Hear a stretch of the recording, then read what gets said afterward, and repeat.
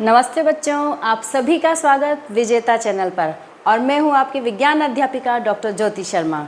बच्चों, आज हम जो लेसन पढ़ने जा रहे हैं वो है कक्षा 10 का अध्याय 5 जैव प्रक्रम। तो जैव प्रक्रम पढ़ने से पहले हमें ये पता होना चाहिए कि जैव प्रक्रम होता क्या है। तो बच्चों, आप अपने आसपास बहुत सारे सजीव और निर्जीव देखते हैं।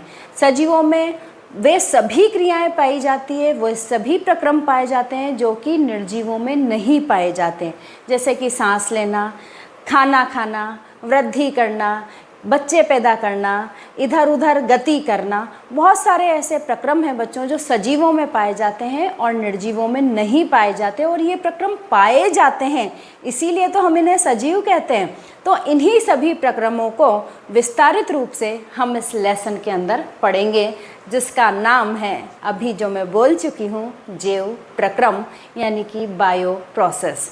तो जैव प्रक्रम को परिभाषित किस प्रकार से करते हैं, देखिए कि निरंतर कार्य करने, बढ़ने, ऊर्जा प्राप्त करने के लिए जीवों के शरीर को मरम्मत व अनुरक्षण की आवश्यकता होती है। वे सभी प्रक्रम जो सम्मिलित रूप से अनुरक्षण का कार्य करते हैं वे जैव प्रक्रम कहलाते हैं।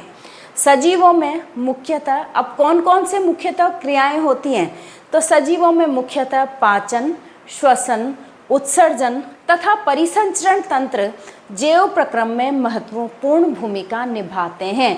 तो बच्चों, आप समझ गए होंगे कि इस लेसन के अंतर्गत हम इन चारों ही अभिक्रियाओं को, ये चारों ही जो हमारे प्रक्रम हैं, जो तंत्र हैं, इन सभी को हम विस्तार रूप से पढ़ेंगे।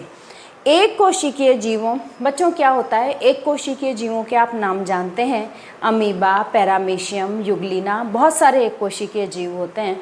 तो इन सभी यानी एक कोशिकीय जीव का मतलब इनका शरीर एक कोशिका से बना हुआ है, और बहुकोशिकीय जीवों का मतलब उनका शरीर बहुत सारी कोशिकाओं से मिलकर बना हुआ है। तो एक कोशिकीय जीवों का शरीर क्योंकि एक कोशिका से बना होता है, इसलिए वो पूरी तरह से वातावरण के संपर्क में रहती है। तो विसरण क्रिया के द्वारा उनमें श्वसन, पाचन, उत्सर्जन सारी ही जो क्रियाएं होती हैं, क्योंकि प्रत्यक्ष रूप से वो वातावरण के संपर्क में हैं, तो विसरण प्रक्रिया के द्वारा वो सारी प्रक्रियाएं संपादित कर दी जाती हैं। लेकिन बहुकोशिकीय जीवों में ऐसा नहीं होता। हमारे साथ जो अन्य जीव जंतु हम देखते हैं उनके साथ ऐसा नहीं होता। हमारे सिर्फ जो ये बाहर वाली जो कोशिकाएं हैं त्वचा की, वो ही सिर्फ वातावरण के संपर्क में है। बाकी हमारा जो इतना बड़ा शरीर है उसकी जो असंख्य कोशिकाएं हैं वो वातावरण के संपर्क में नहीं हैं। इस वजह से उन सभी कोशिकाओं को श्वसन, उत्सर्जन सभी कुछ सारी प्रक्रियाएं करने के लिए विशेष तंत्रों की आवश्यकता होती है, और इसीलिए हमें जैव प्रक्रम पढ़ने की आवश्यकता होती है बच्चों। ठीक है, तो अब हम एक एक प्रक्रम को विस्तारित रूप से यहाँ पर अध्ययन करेंगे। सबसे पहला प्रक्रम जो पढ़ रहे हैं बच्चों हम, वो है पोषण यानी कि न्यूट्रिशन। तो सबसे जो बड़ा क्वेश्चन आ जाता है वो हमारे के लिए है कि न्यूट्रिशन होता क्या है। अलग अलग जीवों के लिए जो भोजन होता है वो अलग अलग होता है, और भोजन को हम परिभाषित करते हैं कि वे पदार्थ जिन्हें जीव ऊर्जा प्राप्त करने के लिए खाते हैं भोजन कहलाते हैं। अब जो भोजन होता है या जो न्यूट्रिशन पोषण होता है, उसके आधार पर जो सभी जीव हैं उन्हें हमने दो भागों में बांटा है, स्वपोषी ऑटोट्रॉफ्स और विषमपोषी हेटेरोट्रॉफ्स। तो स्वपोषी किसे कहेंगे हम, तो जो जीव प्रकृति से अकार्बनिक पदार्थ ग्रहण कर, अकार्बनिक पदार्थों में बच्चों आ जाता है पानी, कार्बन डाइऑक्साइड, सूर्य का प्रकाश, और कई जीवों के लिए और अन्य चीज़ें भी हो सकती हैं। तो जो जीव प्रकृति से अकार्बनिक पदार्थ ग्रहण कर स्वयं अपना भोजन बनाते हैं उन जीवों को स्वपोषी कहा जाता है। और स्वपोषियों में सभी तरह के प्लांट्स, सभी पौधे जो हैं, नीलहरित शैवाल जो हैं, जीवाणु जो हैं, नीले हरे जीवाणु, वो सभी यानी कि जो अपना भोजन स्वयं बना लेते हैं वो सभी स्वपोषी के अंतर्गत माने जाते हैं। जबकि विषमपोषी क्या होते हैं तो वे जीव जो अपने भोजन के लिए परोक्ष रूप से या प्रत्यक्ष रूप से, डायरेक्ट और इनडायरेक्ट दोनों ही रूपों में वो पौधों पर निर्भर रहते हैं, पौधों से ही अपना भोजन प्राप्त करते हैं, तो ऐसे जीव विषमपोषी यानी हेट्रोट्रॉफ्स कहलाते हैं। उदाहरण के रूप में हम सभी जंतु ले सकते हैं। गायें भैंसें बच्चों डायरेक्ट घास खाती है, पौधे खाती हैं, तो वो प्रत्यक्ष रूप से डायरेक्ट रूप से वो पौधों पर निर्भर हैं। और हम लोग पौधों से प्राप्त अनाज, फल, सब्जियां, मसाले ये सब खाते हैं, तो हम परोक्ष रूप से, इनडायरेक्ट रूप से पौधों के ऊपर निर्भर हैं। ठीक है। अब सभी स्वपोषियों द्वारा कार्बन डाइऑक्साइड, H2O, क्लोरोफिल व सूर्य के प्रकाश की उपस्थिति में अपना भोजन स्वयं बनाने की क्रिया प्रकाश संश्लेषण, फोटोसिंथेसिस कहलाती है। बच्चों, फोटोसिंथेसिस के लिए जरूरी है कि ये सभी कार्बनिक पदार्थ तो पौधा पर्यावरण से ग्रहण कर ही रहा है, लेकिन इसके साथ में उसके खुद के अंदर क्लोरोफिल यानी कि पर्णहरित जो होता है वो आवश्यक रूप से होना चाहिए। जिन पौधों में पर्णहरित नहीं होता है, पीले पत्ते पूरे पड़ चुके हैं या फिर जो पौधा सूख चुका है, यानी किसी भी तरह से उसमें क्लोरोफिल नहीं है, तो वो जो पौधा है वो अपना भोजन स्वयं नहीं बना सकता, यानी कि उसमें प्रकाश संश्लेषण की क्षमता नहीं होती है। प्रकाश संश्लेषण की क्रिया को हम इस तरह से लिख सकते हैं, देखिए 6CO2 + 12H2O किसकी उपस्थिति आवश्यक है? क्लोरोफिल की और प्रकाश की। इन दोनों की उपस्थिति में जो स्वपोषी होते हैं वो ग्लूकोज C6H12O6 बनाते हैं, यानी कि ये इनका भोजन बन चुका है। ऑक्सीजन बनाते हैं और पानी बनाते हैं। ठीक है, तो C6H12O6, 6O2 और 6H2O। बच्चों, आपसे कभी कभी आपके प्रश्न पत्र में ये प्रक्रिया, ये जो रासायनिक समीकरण है वो पूछ ली जाती है कि प्रकाश संश्लेषण किसे कहते हैं और इसकी रासायनिक समीकरण लिखिए। तो प्रकाश संश्लेषण को परिभाषित करके आपको ये वाली जो समीकरण है इसे लिखना होता है। और याद रखिए बच्चों, इसे इसी रूप में यानी कि संतुलित रूप में ही आपको लिखना है। अब हम बात पर आते हैं कि प्रकाश संश्लेषण की प्रक्रिया तो हमने लिख दी, पर ये जो समीकरण है वो इतनी आसानी से नहीं होती, इसमें बहुत सारी घटनाएं सम्मिलित होती हैं।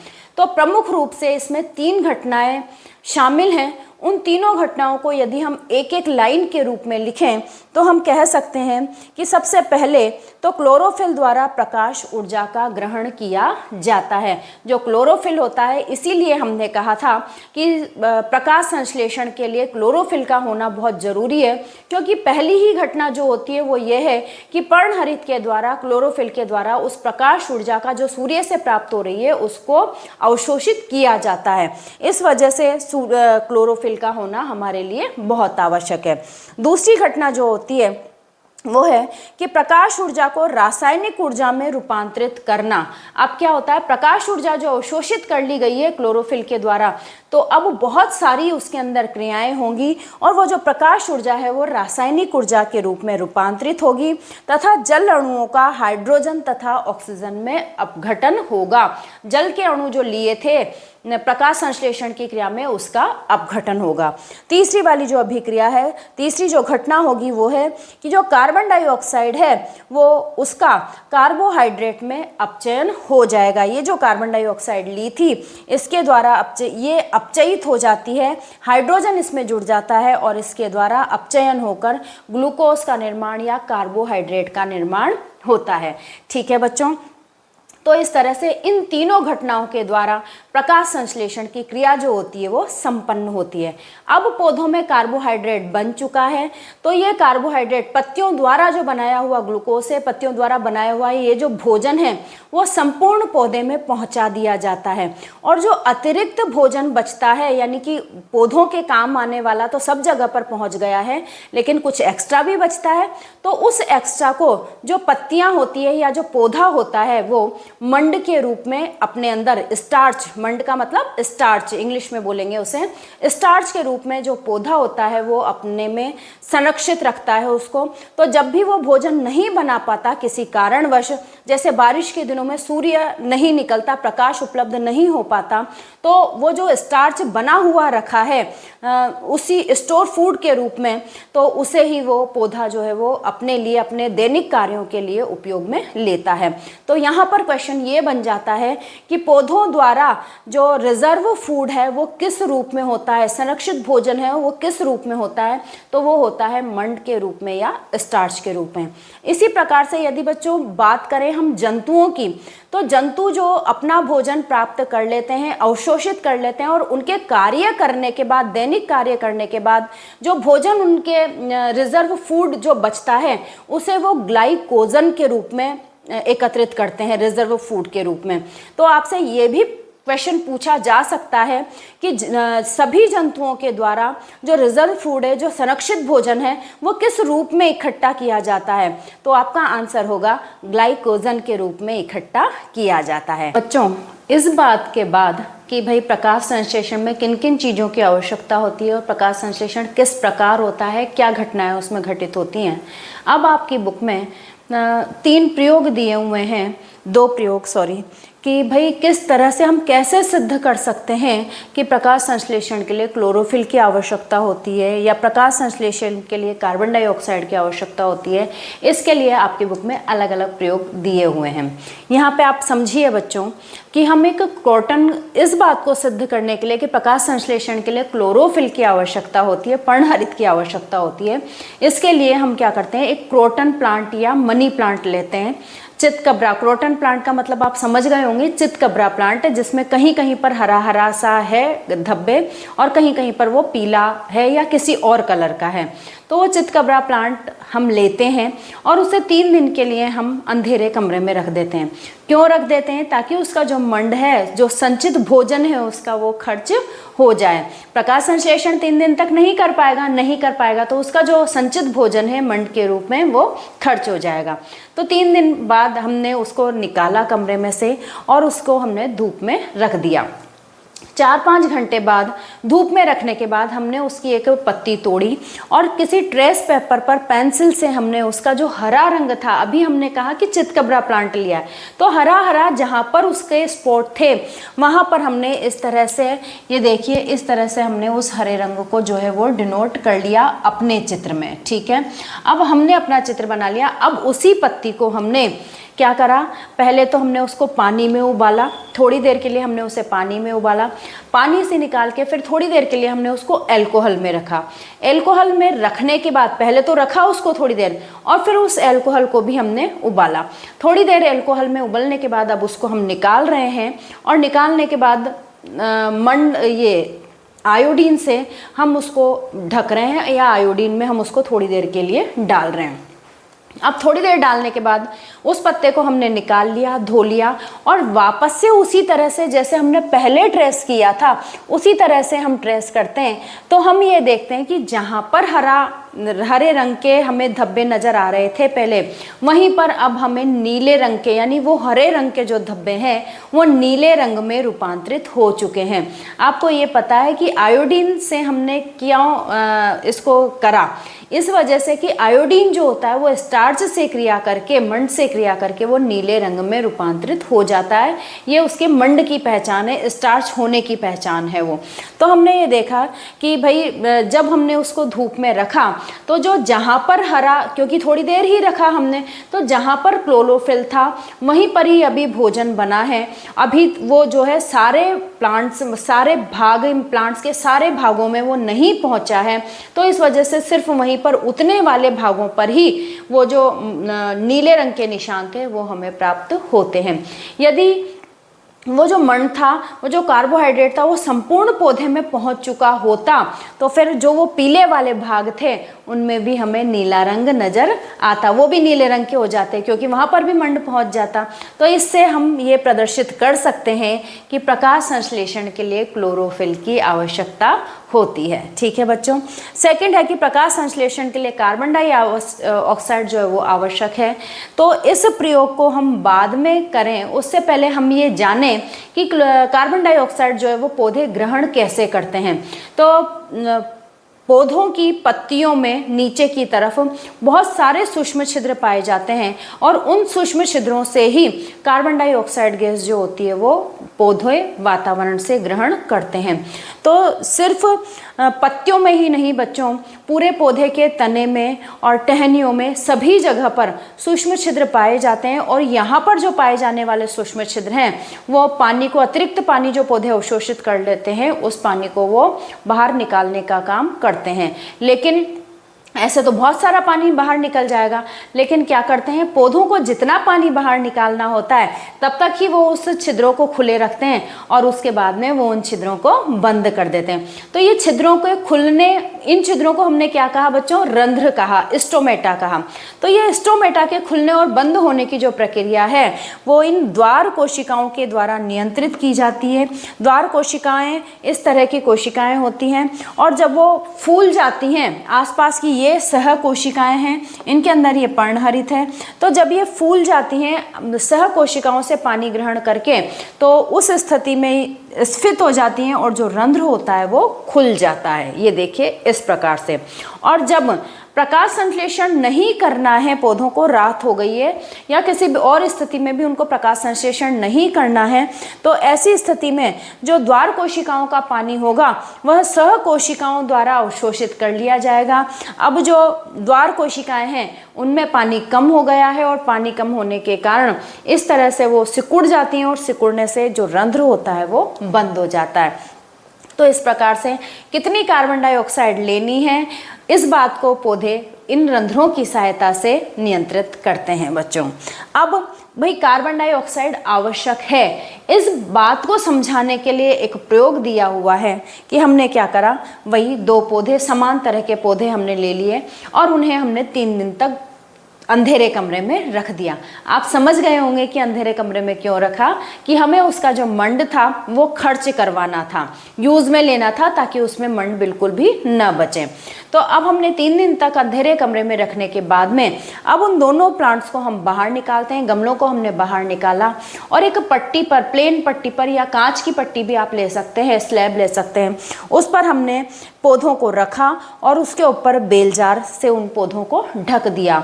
और ढकते समय हमने ये ध्यान रखा कि उनको ढकते वक्त उन किनारों पर हमने वैसलीन लगा दी ताकि जो वातावरण की कोई भी गैस है वो अंदर न जा सके और कोई गैस उसमें से बाहर न आ सके।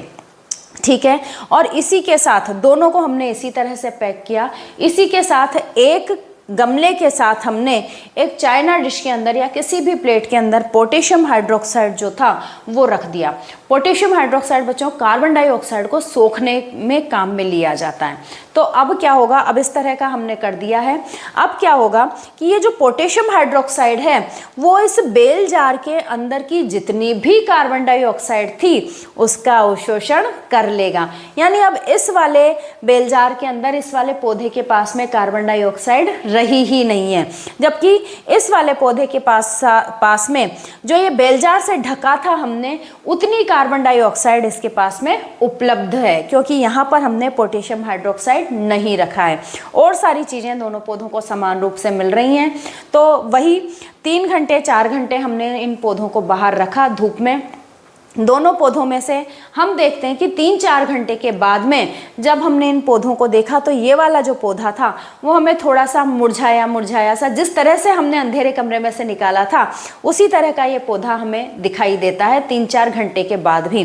जबकि ये वाला जो पौधा था वो पौधा बहुत फ्रेश सा, उसकी पत्तियां बिल्कुल खुल गई हैं, फूल बिल्कुल खुल गए हैं, इस तरह का बिल्कुल फ्रेश सा तना हुआ पौधा जो है वो हमें इसके अंदर दिखाई देता है। क्यों दिखाई देता है बच्चों, कि इस वाले पौधे के पास सभी कुछ था। हरा वो खुद था, यानी क्लोरोफिल था उसके पास में, धूप उसे ऊपर से मिल रही थी, कार्बन डाइऑक्साइड थी, पानी था।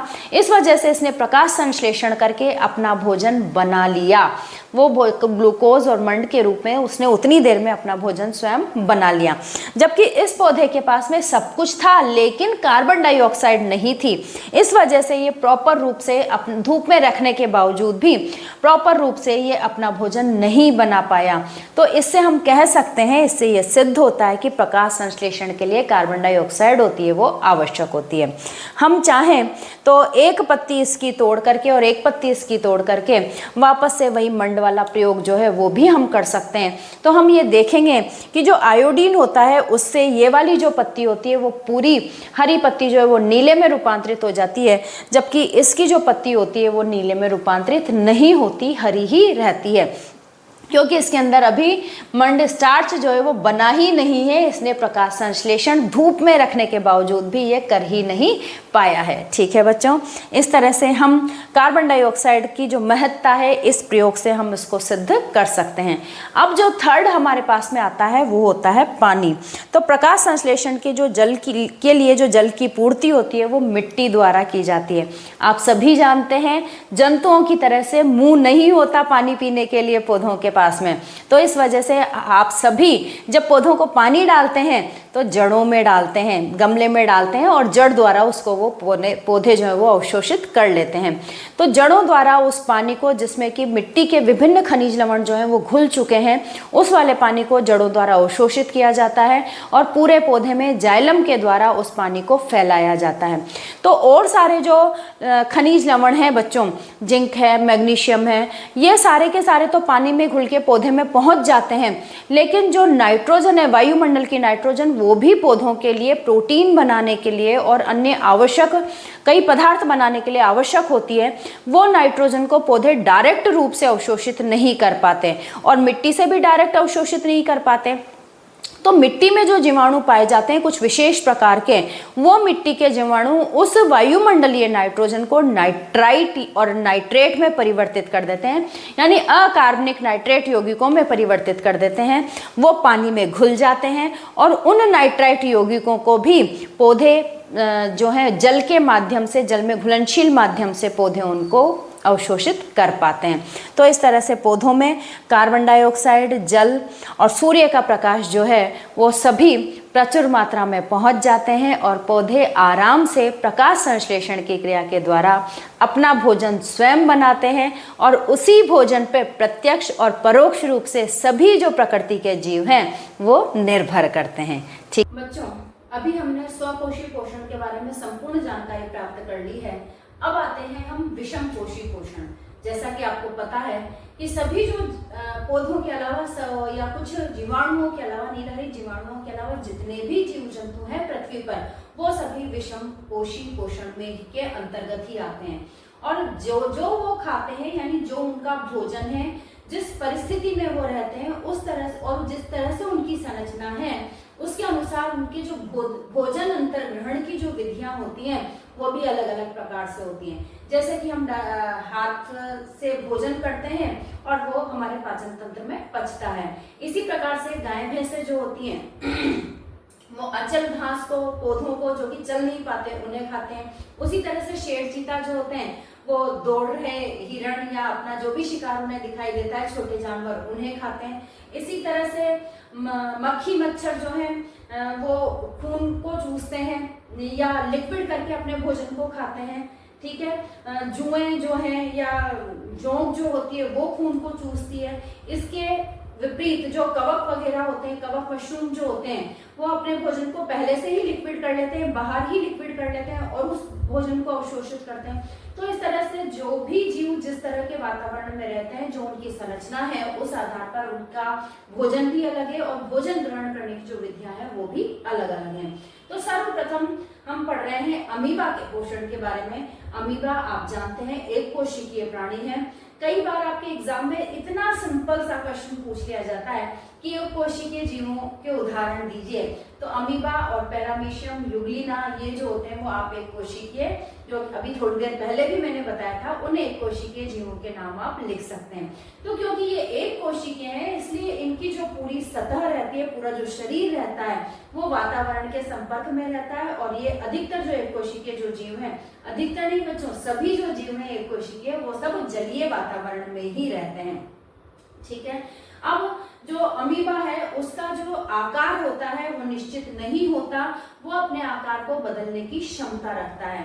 तो ये किस तरह से भोजन ग्रहण करता है? जैसे ही ये किसी खाद्य कण का आभास करता है कि भाई कोई खाद्य कण आ रहा है मेरी तरफ और मुझे इसको खाना है, तो उस खाद्य कण के चारों तरफ इसका जो शरीर है वो इस तरह से गोल होकर के, ये पादाब नुमा संरचना या इनको कूटपाद भी कहते हैं, इस तरह की संरचना है उसकी बनने लगती हैं, ताकि जो खाद्य कण है उसको एक घेरे के रूप में, एक रिक्तिका के रूप में ग्रहण किया जा सके। तो ये देखिए खाद्य कण के चारों तरफ ये पादाप बना रहा है और लास्ट में इसके जो दोनों पादाप है वो मिल जाएंगे और उनके मिलने से खाद्य रिक्तिका का निर्माण होगा, जो कि अंदर ले ली जाएगी शरीर के अंदर। वो खाद्य रिक्तिका आ गई है, उसके अंदर खाद्य कण है। उस खाद्य कण को ये जो विभिन्न एंजाइम्स है इस एक कोशिका में, वो विभिन्न एंजाइम्स उस खाद्य रिक्तिका में जाकर के इकट्ठे होते हैं, उसका पाचन करते हैं खाद्य कण का, और थोड़ी ही देर में वो पाचन पूर्ण करके जो पचा हुआ भोजन होता है वो बाहर विसर्जित हो जाता है और अपचा जो भोजन होता है जो उसको उत्सर्जित करना है वो उस रिक्तिका में ही रह जाता है। तो पचा हुआ भोजन संपूर्ण कोशिका में अवशोषित कर लिया गया है लास्ट में, और जो उत्सर्जित पदार्थ थे वो रिक्तिका वही किनारे पर जाकर के फट जाती है और उत्सर्जित पदार्थ जो होते हैं वो बाहर निकल जाते हैं। तो इस प्रकार से विसरण की क्रिया के द्वारा अमीबा के अंदर भोजन का पाचन होता है और भोजन ग्रहण किया जाता है। ठीक है, तो अब हम आते हैं इस अभी तक जो हमने पढ़ा है उसमें सबसे ज्यादा इम्पोर्टेंट भाग पर, वो है मनुष्य में पोषण। तो मनुष्य में पाचन तंत्र को अधिकतर आपसे जो बायो वाले भाग में से, बायो वाले पार्ट में से जो क्वेश्चंस पूछे जाते हैं, इन चारों तंत्रों में से आपके एक न एक क्वेश्चन जो होता है वो पक्के से आता है बच्चों। तो इस वाले पार्ट को, ये जो मैंने बोर्ड पर अभी उतारा है, इसको आप चित्र भी बना लीजिए और जो ये मैंने नीचे लिखे हैं उन सारी चीजों को भी और आप नोट डाउन कर लीजिए, इससे आपको याद करने में बहुत आसानी रहेगी। इससे पहले आपकी जो स्क्रीन पर दिया हुआ है आपकी बुक का चित्र, वो आप पहले ध्यान से देखिए, फिर मैं आपको बोर्ड पर बताती हूँ। तो बच्चों आपने चित्र को देख लिया होगा, जिस तरह से आपकी बुक में चित्र बना हुआ है। अब आप इसे बोर्ड पर देखिए, मैंने बोर्ड पर इसको बनाया है।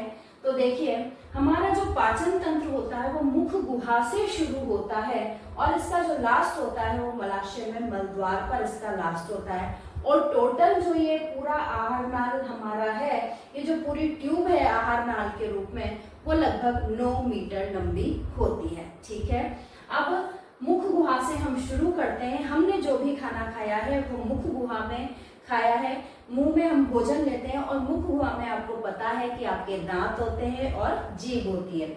विभिन्न प्रकार के जो दांत होते हैं, 4 प्रकार के दांत होते हैं हमारे यहाँ पे, और वो चारों प्रकारों के जो दांत होते हैं वो उस भोजन को पतला करने में, चबाने में हमारी सहायता करते हैं और सहायता करती हैं लार ग्रंथियां। हमारे मुंह में अलग अलग स्थितियों में लार ग्रंथियां पाई जाती हैं और वो जो लार ग्रंथियां होती हैं वो लार स्रावित करती हैं, जो भोजन को पतला बनाने में और उसको कुछ जो पचाने में, शुरुआती पाचन में सहायता करती हैं, जिससे जो भोजन है वो निगलने योग्य हो जाए, हमारा भोजन आगे जा सके। बच्चों यहाँ पर एक महत्वपूर्ण बात यह है कि जो लार होती है उसके अंदर एमाइलेज एंजाइम पाया जाता है। सभी लोग, मैं सोचती हूँ, आशा करती हूँ कि आप सभी लोग 32 बार खाना चबा चबा कर खाते होंगे, क्योंकि कहा गया है कि भोजन को 32 बार चबाकर खाना चाहिए। पर हम ऐसे ही जल्दी जल्दी में फटाफट से उसको निगल लेते हैं, तो हमें स्वाद का पता ही नहीं पड़ता। मेरे कहने से बच्चों, एक बार आप भोजन को 32 बार चबाकर खाइए तो आप ये महसूस करेंगे कि लास्ट आते आते वो भोजन जो है वो आपको मीठा लगने लग जाता है, उसका स्वाद जो होता है वो मीठा हो जाता है। क्यों? क्योंकि लार ग्रंथियों में एमाइलेज नामक एंजाइम पाया जाता है और वो एमाइलेज जटिल मंड पर, भोजन के जटिल मंड पर स्टार्च पर क्रिया करके उसे सरल शर्करा में बदल देता है और सरल शर्करा का स्वाद मीठा होता है। इसलिए लास्ट तक भोजन को चबाने से लास्ट में जो स्वाद आता है वो मीठा मीठा सा स्वाद आने लग जाता है। ठीक है बच्चों, आइए आगे चलते हैं। इसी के साथ में जीभ होती है, जीभ पर आपके स्वाद कलिकाएं होती हैं जो आपको विभिन्न प्रकार के स्वादों का ज्ञान कराती हैं।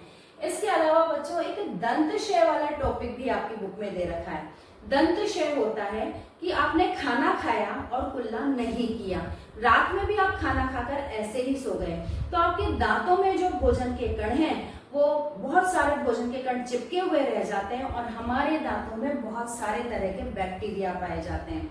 तो जो हमें नुकसान पहुंचाने वाले बैक्टीरिया होते हैं वो दांतों पर लगातार उन भोजन कणों को खाने के लिए लगातार क्रिया करते रहते हैं, उन भोजन कणों को वो खाते हैं और साथ में ही जो एसिड बनता है वो एसिड जो बैक्टीरिया बनाते हैं भोजन कणों को ग्रहण करने के बाद में, वो एसिड हमारे मुंह में ही रहता है। तो वैसे तो जो दांत का इनेबल है सबसे कठोर भाग माना जाता है हमारी बॉडी का, लेकिन फिर भी वो इनेबल जब अम्लीय माध्यम ज्यादा हो जाता है तो वो इनेबल भी जो है वो धीरे धीरे पिघलने लग जाता है।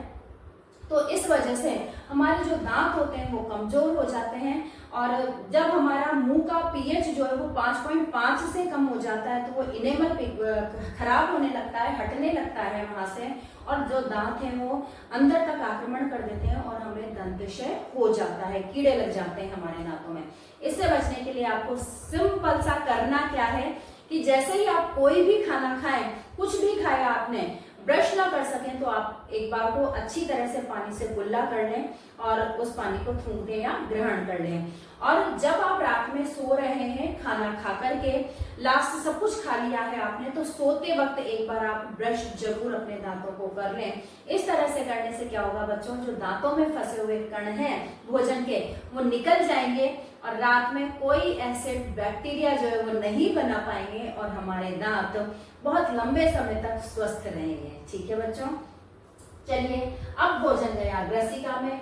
ग्रसिका जो है वो सिर्फ इसोफेगस हम इसको बोलते हैं, ग्रसिका सिर्फ भोजन को आगे ले जाने का कार्य कर रही है और कोई कार्य इसका नहीं है। अब भोजन आ जाता है ग्रसिका के माध्यम से आमाशय में, स्टोमक में। आमाशय जो होता है वो थैलेनुमा संरचना होती है। वैसे जब खाली पड़ा है तो ये बहुत हल्का है, और जैसे जैसे ये बढ़ता जाता है खाने के द्वारा फूलता जाता है, जैसे कोई थैला फूलता है उस तरह से ये फूलता जाता है, और जब ये बिल्कुल फूल जाता है तो हमें ऐसा लगता है कि हमारा पेट भर गया है, तो हम खाना छोड़ देते हैं। तो इस तरह से जो आमाशय है उसमें भोजन आ गया है, और इस आमाशय में अब भोजन रहने वाला है 3-4 घंटों तक। अब 3-4 घंटों तक आमाशय में क्या होगा भोजन का, तो भोजन में क्रमानुकुंचन गतियां, आमाशय में क्रमानुकुंचन गतियां होती हैं। जिस तरह से मथली से हम दही को हिलाते हैं उस तरह की गतियां जो है वो आमाशय में की जाती हैं, और इसके साथ ही आमाशय की दीवारों से हाइड्रोक्लोरिक अम्ल और श्लेष्मा जो है वो स्रावित किए जाते हैं। साथ ही एक एंजाइम और स्रावित होता है, वो होता है पेप्सिन एंजाइम। ठीक है, ये पेप्सिन एंजाइम क्या करता है कि भोजन में जो प्रोटीन आया है, जो प्रोटीन खाया है हमने, हमारे दूध में होता है, दालों में होता है, बहुत सारी सब्जियों में होता है, तो इस प्रोटीन को सरल प्रोटीन में बदलने का काम पेप्सिन एंजाइम के द्वारा किया जाता है। सरल प्रोटीन में कैसे बदला कि वो उसे रासायनिक रूप से, जो जटिल प्रोटीन था वो उसे रासायनिक रूप से तोड़ने का कार्य करता है, जिससे वो सरल प्रोटीन में बदल जाता है। तो आमाशय ने जो हाइड्रोक्लोरिक अम्ल स्रावित किया, वो तो जो हमारे भोजन में कुछ जीवाणु अगर आ गए हैं, गलती से कोई हानिकारक पदार्थ आ गया है, तो हाइड्रोक्लोरिक अम्ल के माध्यम से अम्लीय माध्यम हो जाता है उस भोजन का, और उस अम्लीय माध्यम में वो जो जीवाणु है वो नष्ट हो जाते हैं, तो वो आगे हमारे आहार नाल में नहीं जा पाते और हमें कोई नुकसान नहीं पहुंचा पाते। इसके अलावा श्लेष्मा स्रावित होता है, तो श्लेष्मा म्यूकस जो स्रावित होता है वो आंत की दीवारों को, उस एसिड से, एसिड निकल रहा है आंत की दीवारों से, तो अब सुरक्षित, हम कह रहे हैं दांत भी उसमें जब पिघल रहे हैं एसिड में, तो फिर हमारे आंत क्यों नहीं उसके अंदर जलती है, क्यों नहीं उसके अंदर घाव होते हैं, तो वो इसी वजह से, क्योंकि श्लेष्मा जो होता है वो उस आंत की दीवारों पर एक कवर बना देता है, जिसकी वजह से वो जो अम्ल है, हाइड्रोक्लोरिक अम्ल, वो दीवारों तक नहीं जा पाता और जो आमाशय की दीवारें हैं वो सुरक्षित रहती हैं। पर कभी कभी ऐसा हो जाता है कि हाइड्रोक्लोरिक अम्ल जो है, आप ज्यादा तेल भुना वाला खाना, बहुत नमक मिर्ची वाला खाना आप खाते हैं, तो वो श्लेष्मा पूरी तरह से नहीं बन पाता और हाइड्रोक्लोरिक अम्ल जो है वो हमारी आमाशय को नुकसान पहुंचा देता है, घाव हो जाते हैं, तो उसे हम अल्सर कहते हैं। तो इसी वजह से बच्चों हमें कम तेल वाला खाना और कम मसालों वाला खाना जो है वो खाना चाहिए, ताकि हमारी बॉडी को किसी भी प्रकार का नुकसान न पहुंचे। तीसरा, श्लेष्मा की बात हो गई, हाइड्रोक्लोरिक अम्ल की बात हो गई, और बात हो गई पेप्सिन एंजाइम की, कि पेप्सिन एंजाइम आमाशय द्वारा स्रावित किया जाता है, जो कि प्रोटीन को सरल प्रोटीन में बदल देता है। ठीक है, अब अभी तक भोजन यहीं पर इकट्ठा था, अब थोड़ा थोड़ा भोजन, एक साथ सारा भोजन नहीं जाता है, थोड़ा थोड़ा करके यहाँ पर एक वाल्व लगा रहता है, उससे थोड़ा थोड़ा भोजन जो है करके वो यहाँ पर आता है इसके अंदर। ये सी आकार की जो होती है वो ग्रहणी होती है और ये क्षुद्रांत का, छोटी आंत का ही एक भाग होती है। इस क्षुद्रांत में जो है, इस ग्रहणी में जो है वो भोजन आ गया है। अब इस ग्रहणी में दो ग्रंथियां समझते हैं ना बच्चों, जो पाचन तंत्र का तो भाग हम नहीं कह सकते, लेकिन वो ग्रंथियां पाचन में महत्वपूर्ण भूमिका निभाती हैं। तो एक तो हमारे जो पाचन ग्रंथि हम कहेंगे वो लार ग्रंथियां होती है जो कि मुंह में पाई जाती हैं। इसके अलावा यकृत जो है, यकृत, ये जो यकृत है पहाड़ जैसा आपको दिखाई दे रहा है, इसे यकृत कहते हैं और ये भूरे रंग की ग्रंथि होती है। ये इधर लिख दिया है, सॉरी मैंने।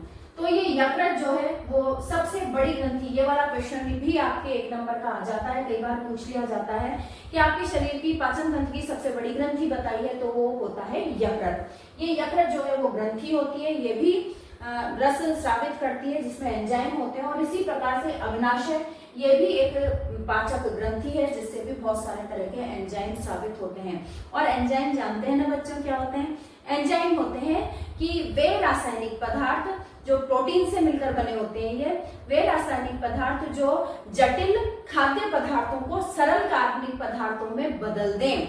जटिल कार्बनिक पदार्थ, क्योंकि खाया हुआ जो सारा भोजन है वो कार्बनिक पदार्थ ही है, प्रोटीन है, कार्बोहाइड्रेट है, विटामिन है, वसा है, ये सब कार्बनिक पदार्थ ही होते हैं। तो जटिल कार्बनिक पदार्थों को सरल कार्बनिक पदार्थों में बदल दें और वो अवशोषण करने योग्य हो जाए, हमारे खून में जाने योग्य हो जाए, तो वो काम जो करते हैं वो एंजाइम करते हैं। और एंजाइमों को छोड़ने का, स्रावित करने का काम कौन करती है? ग्रंथियां करती हैं। तो इस तरह से 3 तरह की ग्रंथियां, यकृत, अग्नाशय और लार ग्रंथि जो है वो हमारे पाचन तंत्र का महत्वपूर्ण हिस्सा है बच्चों। ठीक है, अब अग्नाशय से यहाँ पर भोजन आ गया है ग्रहणी में, सॉरी आमाशय से, तो यकृत के द्वारा पित्त रस स्रावित किया जाता है, पित्त रस बनाया जाता है यकृत द्वारा। और वो पित्त रस जो है वो पीताशय में, यहीं पर एक छोटी सी गोल ब्लैडर होता है पीताशय, और यकृत को कहते हैं लीवर। तो गोल ब्लैडर में यकृत के द्वारा बनाया हुआ पित्त रस इकट्ठा रखा जाता है और उस पित्त रस को जब यहाँ पर भोजन आता है तो यहाँ पर छोड़ दिया जाता है। इसी तरह से अग्नाशय जो है वो अग्नाशयी रस स्रावित करता है और उस अग्नाशयी रस में बहुत सारे तरह के एंजाइम होते हैं। तो इस ग्रहणी में जो पाचन होता है वो सबसे ज्यादा होता है। ठीक है, तो अब यहाँ पर भोजन आ गया है। अभी तक जो भोजन था वो अम्लीय माध्यम वाला था, अब सिर्फ आमाशय में ही अम्लीय माध्यम में पाचन होता है, बाकी की पूरी आहार नाल में क्षारीय माध्यम में पाचन होता है। तो इस वजह से सबसे पहले पित्तरस क्या करता है कि उस अम्लीय माध्यम को नष्ट कर उसे उदासीन करके, क्षारीय माध्यम वाला है पित्तरस, तो वो उसे उदासीन करके और जो भोजन का माध्यम है वो क्षारीय बना देता है। तो अब भोजन का माध्यम क्षारीय हो गया है और इस क्षारीय माध्यम पर कौन कार्य कर रहा है? देखिए ये पित्तरस, पहले तो इसने माध्यम को क्षारीय बना दिया, अब ये क्या कर रहा है? जो वसा आई थी बड़ी गोलिकाओं के रूप में, तो बड़ी गोलिकाओं के रूप में एकदम से कोई भी एंजाइम है वो उस पर क्रिया नहीं कर पाती। तो बड़ी गोलिकाओं के रूप में जो वसा आई थी उस पर पित्तरस क्रिया करके उसे इमल्सीकृत वसा के रूप में चेंज कर देता है, जिसमें इमल्सीकृत वसा क्या होती है कि छोटी गोलिकाओं में वो रूपांतरित हो जाती है। जैसे साबुन से अपने झाग बनते हैं तो जो कण होते हैं गंदगी के वो आ जाते हैं उसके अंदर, तो इसी तरह से इमल्सीकृत वसा के रूप में जो बड़ी गोलिकाएं हैं वो चेंज हो जाती हैं। तो अब इस वसा के ऊपर कार्य करना जो है वो सरल हो जाता है। पित्तरस ने ये काम किया। दूसरा अग्नाशयी रस में अभी मैंने कहा था कि बहुत सारे तरह के एंजाइम होते हैं, तो प्रमुख रूप से 3 तरह के एंजाइम होते हैं, ट्रिप्सिन, लाइपेज और एमिलेज।